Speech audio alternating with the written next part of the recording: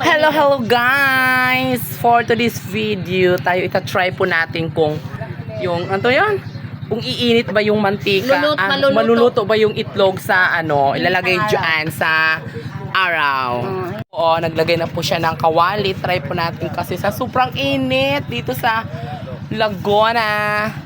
Yan, itry po natin kasi lalagyan pa na siya ng mantika. Ayan na po guys, ilagay po yung mantika. Yan. Maya po. Kaya dyan mo muna ilagay mo mantika. Mga ilang minuto? Mga ilang, basta. Mga 1 hour?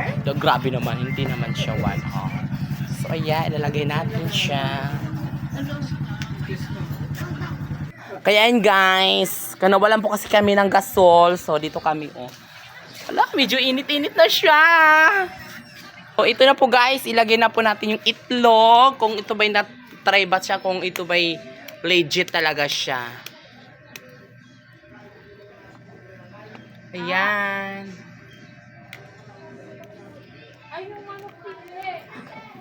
Ayan na. Tingnan mo guys, nag-iba-iba na siya. Ayan, Hala, nag-ano na siya guys, tingnan mo yung sa gilid. May puti-puti na. Galaw-galawin mo.